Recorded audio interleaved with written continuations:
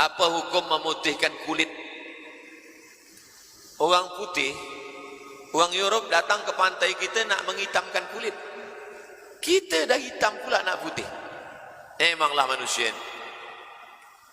Hadis riwayat Abdullah bin Mas'ud radhiyallahu anhu, la'anallahu al-washimat wal mutashimat wal mutanammisat wal mutafallijat wal mughayyirat lil husni. Allah melaknat al-washimat, tukang buat tato, wal mutashimat, minta buatkan tato, wal mutanammisat, mencabut, mencukur, membuang,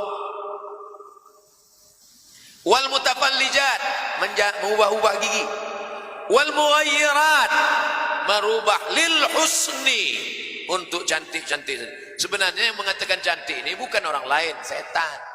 Kalau kau ubah kau cantik, kalau kau ubah kau cantik, kalau naikkan ke atas kau cantik, kalau kau buat gini kau cantik, kalau naik cantik. Sebenarnya dia saja merasa cantik. Orang menengok dia takut. Berapa banyak orang yang operation ini, dia rasa cantik, kita tengok takut. Kita pula tengok takut. Oleh sebab itu maka ini sebenarnya kerja-kerja setan saja. Oleh sebab itu kita yakinkan diri bahwa kita sebenarnya bersyukur nikmat Allah Subhanahu wa taala. Dengan menggunakan makanan tambahan mengandungi merkuri atau memakai krim, adakah ini merupakan salah satu merubah ciptaan Allah yang sudah baik? Maka nanti dia akan terus, kita buat putih dia ingin lebih putih, dia buat ini akan ini. Tapi kalau penyakit mudarat, darul mafasid muqaddam ala jalbil masalih, menolak mudarat lebih utama. Tapi yang sudah ada, tidak ada nikmat yang lebih besar daripada mensyukuri nikmat Allah yang sudah ada.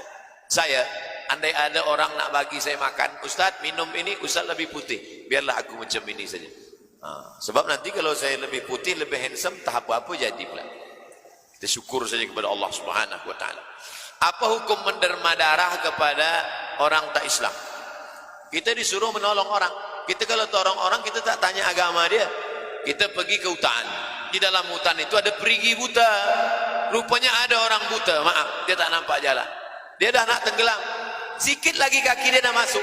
Nak masuk kaki dia, apa kita tanya? Kau Islam apa tak Islam? Kalau Islam aku tolong, kalau tak Islam matilah kau. Tak ada. Kita tolong orang. Dia dah nak mati. Satu-satunya yang boleh menolong dia adalah darah. Doktor dah bagi tahu, siapa boleh bagi darah? Siapa boleh bagi darah? Kita tanya dulu. Kalau dia Islam aku tolong, kalau tak Islam matilah dia. Berapa banyak orang masuk Islam kerana kebaikan hati kita. Selama ini aku susah tak ada orang tolong, tapi manakala engkau tolong, saksikanlah wahai brother, asyhadu an la ilaha illallah wa asyhadu anna muhammadan rasulullah. Adakah benar wanita yang dalam haid haram berwudu? Perempuan dalam keadaan berhaid boleh berzikir. Perempuan dalam keadaan haid tidak boleh baca Quran, tidak boleh pegang Quran, tidak boleh bawa Quran, tidak boleh tawaf, tidak boleh iktikaf dalam masjid, tidak boleh salat, tidak boleh puasa. Adapun dia berzikir, boleh. Adapun dia melaksanakan kebaikan, boleh. Masalah berwudu, bila ada setengah mengatakan tak boleh, maka ada ulama mengatakan boleh tentang masalah berwudu, berzikir. Biar dia biasa baca maksurat. Yang biasa baca maksurat, baca doanya saja. A'udzu bikalimatillahi tammati min kulli syaitani wa hammatin min kulli lama. Bismillahirrahmanirrahim. La yadurru ma'a ismihi syai'un fil ardi wala fis sama. Adapun yang ayat-ayat jangan dia baca. Tapi mazhab Maliki membolehkan perempuan yang mengulang bacaan Quran dengan syarat an zahri qalbin, dalam hati. Ada perempuan hafaz Quran, dia nak ulang hafalan dia. Bila tak ulang nanti hafazan dia hilang. Selama 7 hari dia tak buka Quran, maka dia diam saja. Bila nampak nanti ada perempuan, diam saja. Itu maknanya dia sedang ulang hafazan dia. Bila dia hafaz, bila tak hafaz diam, kita tak tahulah kenapa dia diam. 2, guru, cikgu yang ajarkan Quran di kelas, dia boleh baca Quran dengan baca dia potong-potong. Ya ayyuha alladzina amanu kutiba, boleh dia baca potong-potong sebab dia cikgu darurat. Apa hukum menjual alat soleh? Menjual anggur halal, menjual anggur halal. Menjual anggur kepada orang yang biasa membuat khamar haram. Kita dah tahu betul bahwa dia ini pembuat khamar. Bila ada anggur dia akan giling, dia akan ubah menjadi khamar. Kita jual anggur kepada dia, haram. Yang saya jual ini kan anggur. Anggur bukan haram, betul. Tapi dia pasti 100% akan dia ubah menjadi khamar. Bersolek-solek jahiliyah yang melampau batas, yang melampau had syariat Islam. Perbuatan itu haram. menjual benda yang haram maka menjadi haram. Jangankan benda yang haram, benda yang halal pun kalau jelas dia ubah menjadi haram maka hukumnya menjadi ikut haram. Begitu kata para ulama. Abdul Somad tak pernah berijtihad. Abdul Somad hanya membaca ijtihad para ulama. Bagaimana mengetahui jawaban yang tepat daripada istikharah kita? Ma khaba man istakhara wa ma nadima man istasyara. Tidak akan sia-sia orang yang beristikharah dan tak akan menyesal orang yang minta pendapat orang lain. Usolli sunnatal istikharah raka'ataini lillahi ta'ala. Selepas itu, mana kecondongan hati kita lebih kuat? Manakala hati sudah tenang, sudah diam, sudah baik, mana condong hati? Saya ni nak nikah Ustaz, ada dua, satu Aisyah, satu Fatimah. Istikharah, mana nampak? Dua-dua nampak.